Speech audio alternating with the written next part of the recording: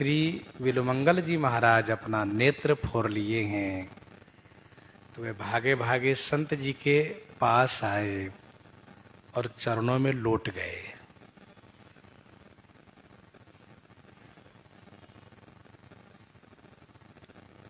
कियो अपराध हम साधु को दुखायो, अहो बड़े तुम साधु हम नाम साधु धर्यो हैं। कियो अपराध हम साधु को दुखायो, अहो कियो अपराध हम। उन्होंने कहा हम बहुत बड़ा अपराध किए कि साधु को दुखा दिए, साधु को दुख दिए। श्री बिलमंगल जी ने कहा तुम ऐसा मत कहो, क्योंकि बड़े तुम साधु, तुम बहुत बड़े साधु हो, और हम साधु केवल नाम मात्र है, साधु का वेश बनाए हैं। रहो अजु सेवा करो, करी तुम सेवा ऐसी, जैसी नहीं काहू माझ, ते मेरो मन भर्यो है। रहो अजु सेवा करो। उन्होंने कहा महाराज आप यही जीवन पर्यंत रहिए, हम आपकी सेवा करेंगे। श्री बिलमंगल जी ने कहा भक्तराज तुमने जैसी सेवा करी है ना, वैसी सेवा कोई कर नहीं सकता। करी तुम ऐसी जैसी नाही काहू माज। काहू माज माने किसी में ऐसी सेवा नहीं सुनी गई देखी गई। मेरो मन भर्यो है, मेरा मन भर गया तुम्हारी सेवा से। मैं तुम्हारे सत्संग ते जान्यो संत स्वरूप, ये के नैना खुली गए अब दिखे हरि रूप। निज बल अब नाही रहो श्याम सहारा मोर, कृपा करी मुझ पतित पर मैं कृतज्ञ अति तोर। इस प्रकार से श्री विलुमंगल जी ने कहा भक्तराज मैं वृंदावन के लिए जा रहा था, सो मैं आपसे अनुमति चाहता हूं, मुझे जाने दो, मैं जा रहा हूं। चले सुख पाए, चले सुख पाए दृग भूत से छुटाए दिए। बिलुमंगल जी अब चल दिए वृंदावन की ओर। मन में बड़ा आनंदित है, मन में बड़ा सुख है, बड़े आनंदित है मन से। सोच रहे हैं कि दीर्घ भूत से छुटाए दिए। भगवान बड़ी कृपा किए कि इस नेत्र रूपी भूत से हमें छुटा दिए। यह नेत्र भूत के समान है, जैसे भूत प्रेत जिसको लगता है बड़ा क्लेशित करता है, वैसे नेत्र मुझे हमेशा क्लेशित करता रहा। इसी नेत्र के कारण मैं भगवान से इतना दिन तक दूर रहा। कभी उनको देख करके कभी उनको देख करके विमोहित होता रहा। अब मैं किसी को देखूंगा नहीं, कोई दिखेगा नहीं, अब ऐसी कोई बात ही नहीं होगी। यह भूत के समान, भगवान से विमुख करावे वह नेत्र भूत के समान। जगन्नाथपुरी के राजा ने यह माना कि मेरा हाथ भूत है, उन्होंने कटवा दिया हाथ को, प्रसाद नहीं लिया, इसीलिए दाहिना हाथ प्रसाद के लिए आगे नहीं बढ़ा, इसलिए कटवा दिया उन्होंने। यही की आँखियां न सो अब काम पर्यो है। जब चले हैं तो अब हृदय के नेत्र से अब काम पड़ा है। चल रहे हैं वृंदावन धाम। चलते गए वन में पहुंच गए, घने जंगल में। अब उसे भटक गए, एक जगह बैठ गए, सोचे चलो बैठे रहो, कोई तो मिलेगा, रास्ता बता देगा। बैठे वन मध्य जाई, घोर जंगल में जाकर बैठ गए। वहां कौन आवेगा, कोई तो नहीं। भूखे जानी आप आई। 3 दिन बीत गए, खाने पीने को नहीं मिला। यह जानकर के भगवान श्री कृष्ण चंद्र जी स्वयं आए। भूखे जानी आप आई, आप आ गए। पूछा, बाबा कहां से आए हो, कहां जा रहे हो? उन्होंने कहा, भैया हम तो वृंदावन को जा रहे हैं। अच्छा। बाबा ने पूछा, श्री बिल्वमंगल दास जी ने पूछा, भैया तुम कौन हो? कहा, हम यहाँ के ग्वारिया है, ग्वाला। अच्छा बाबा सुनो, मैं भोजन पास में रखा हूं, खाओगे? इन्होंने कहा, अरे भैया जब खिला दोगे तो क्यों नहीं खाएंगे, भगवान इन्हीं के लिए भोजन लेकर आए हैं। दिया, भोजन पाए, आनंद आया। अरे भाई भोजन का स्वाद तो बड़ा दिव्य लग रहा है। कहता है मैं ग्वाला हूं, लगता है ग्वाला नहीं, कहीं ऐसा तो नहीं मेरे कन्हैया है। फिर सोचा कि हो सकता है मेरे मन में भ्रम हो, मुझे भूख लगी थी ना बहुत जोर के, 3 दिन से नहीं खाया, इसलिए स्वाद ज्यादा मिल रहा होगा। फिर उन्होंने कहा, ठाकुर जी ने कहा, बाबा चलो वृक्ष की छाया में पहुंचा देता हूं, आओ। तो श्री बिल्वमंगल जी उनका हाथ पकड़ लिए। पहले तो भगवान श्री कृष्ण अपना हाथ पकड़वाए और धीरे धीरे उन्होंने पकड़ लिया। लगा कि ये हाथ तो बड़ा कोमल है, ये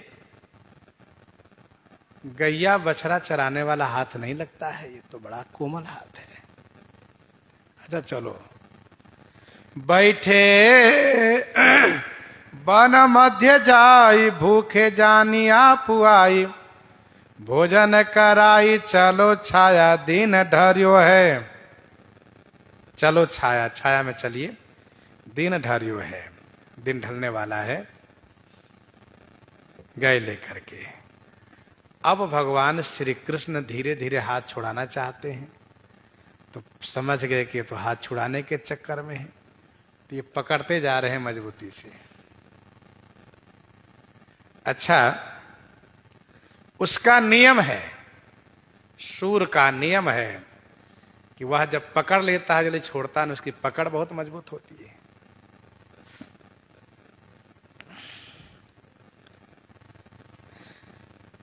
चले लय गहाई कर, छाया घन तरु तर। चले लय गहाई कर, कर गहाई माने हाथ पकड़ा करके लेकर चले। घन तरु तर, घन माने सघन जो वृक्ष की छाया, वहां ले गए। चाहत छुटायो हाथ, छोड़े कैसे नीको है। चाहत छुटायो, छुड़वाना चाहते हैं लेकिन अब छोड़ते नहीं है। समझ में तो आ ही रहा है कि छुड़वाना चाह रहा है, तो और पकड़ते जा रहे हैं मजबूती से। चाहत छुटायो हाथ, छोड़े कैसे नीको हैं। नीको माने अच्छे हैं। इनको लग रहा है कि भगवान श्री कृष्ण तो नहीं।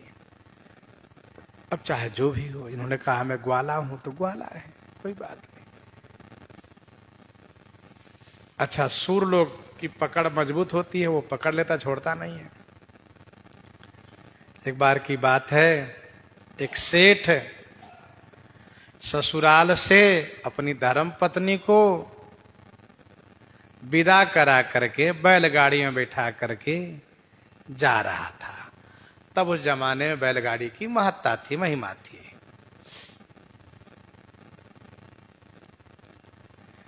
रास्ते में एक नेत्रहीन को दुखी अवस्था में देखा, तो सेठानी ने कहा, सुनिए जी, इनको भी गाड़ी में बैठा लीजिए। सेठ जी ने कहा नहीं, इस चक्कर में मत पड़ो तुम, नेत्रहीन लोग बड़े बदमाश होते हैं। हाँ, कहा अरे नहीं नहीं, यदि किसी का उपकार हो तो उपकार करना चाहिए। हम लोग चल रहे हैं, बैलगाड़ी है और वो बैठ ही जाएगा सूर, तो क्या बिगड़ जाएगा। इन्होंने कहा मैं मना करता हूं, मान जाओ, इसको बैठाओ मत, नहीं तो बहुत परेशानी होगी। कहा कोई परेशानी नहीं होगी। क्या परेशानी होगी, बैठाइए। हठ किया, सेठ ने बैठा लिया। बैठा लिया तो वह सूर धीरे धीरे उनसे पूछना शुरू किया। मैके का सब समाचार लिया, ससुराल का सब समाचार लिया। अच्छा, महिलाओं की एक प्रकृति भी है, यदि उनसे कोई पूछे, चर्चा करे, तो वह सब बातें कहे सुन देंगी, कुछ बाकी नहीं रखेगी।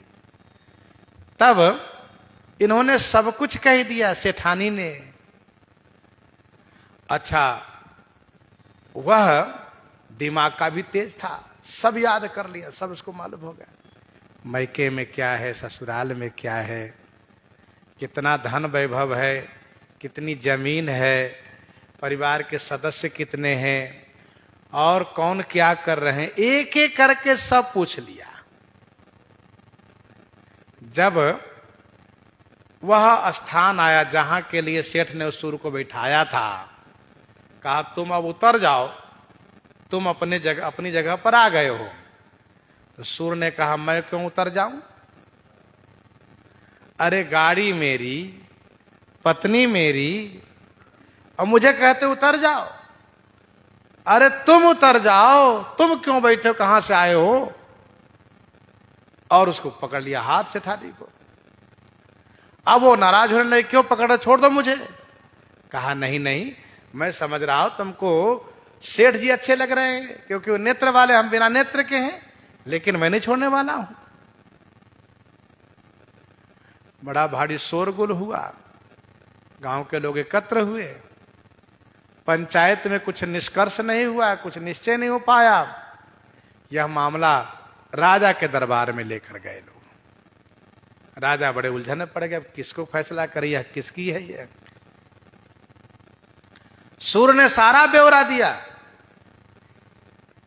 सब बताया।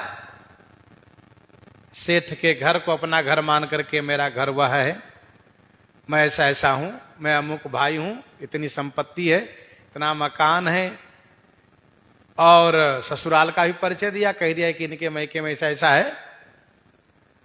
राजा ने सोचा इससे नहीं बात बनेगी। तब सेठ बेचारा बड़ा दुखी है, बड़ो परेशान है, सेठानी को गुरु रहा है, बार बार नाराज हो रहा है। मैंने पहले ही कहा था, तुम मानी नहीं, बैठा ली, दया कर ली, देखा दया का परिणाम क्या हुआ। फिर राजा ने कहा मंत्री जी, सेठ सेठानी को एक कमरे में बंद कर दो, और इस नेत्रहीन सूर को एक कमरे में बंद कर दो, कल फैसला सुनाएंगे। दोनों को ले जाकर बंद कर दिया। अब गुप्तचर को लगा दिया राजा की, सुनो क्या वो लोग बात कर रहे हैं, कुछ न कुछ गुनगुनाएंगे जरूर। तो पहले सेठ सेठानी वाले कमरे के दरवाजे में कान लगा करके गुप्तचर ने सुना। तो सेठ बड़ा नाराज हो रहा है, खिज रहा है, उल्टा सीधा बोल रहा है, तुम महापागल हो, दुष्ट हो, तुम औरत जाती हो।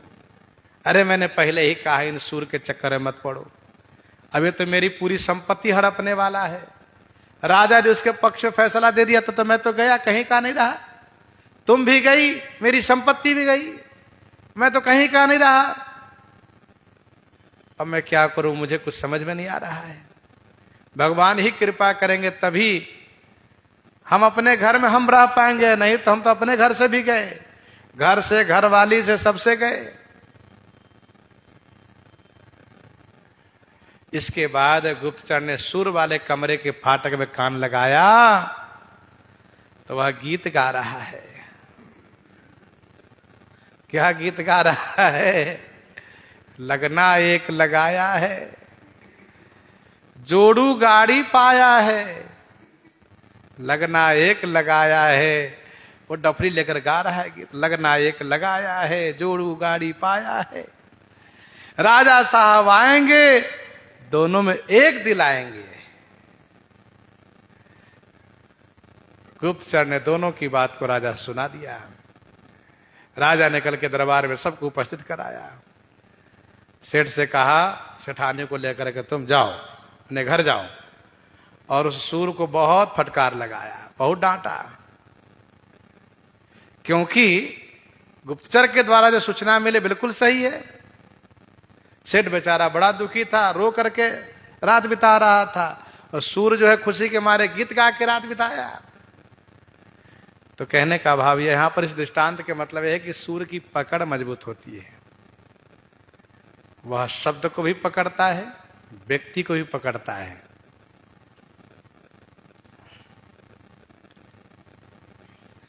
ज्यों ज्यों बल करई त्यों त्यों तजत नयेउ अरई। ज्यों ज्यों बल करे, जैसे जैसे भगवान श्री कृष्ण चंद्र जी बल करते छुड़ाने में, त्यों त्यों तजत नयेउ, तैसे तैसे वैसे वैसे ये भी श्री बिल्वमंगल जी छोड़ते नहीं है, और ये अड़ई माने पकड़ते जा रहे मजबूत से। लेकिन भगवान श्री कृष्ण ठहरे, ठाकुर जी हैं, उन्होंने जुक्ति से छुड़वा ही लिया। कहा, अरे मेरा हाथ दर्द कर रहा है, लो नहीं इस हाथ को पकड़ो, नहीं इसको पकड़ लो, कर लाओ दूसरा हाथ दो। दूसरा हाथ दिलाया, वह छोड़ के छुट्टी। तमाम गोपियों को भरमा करके भागने वाले लाला कन्हैया, फिर बिल्वमंगल जी से भागने में क्या उनको देरी लगेगी? लियो छुटाई गयो गाढ़ो रूप ही को है। हाथ से हाथ तो छुड़ा लिए, लेकिन हृदय से पकड़ लिए बिल्वमंगल जी, वही है, कोई और नहीं है। कहा, ठीक है, हाथ छुड़ाए जात हो निर्बल जाली के मोही, हृदय से जब जाओगे सबल जानोगे तो ही। ऐसे ही करत वृंदावन घन आई लियो, पियो चाहे रस सब जग लाग्यो फीको है।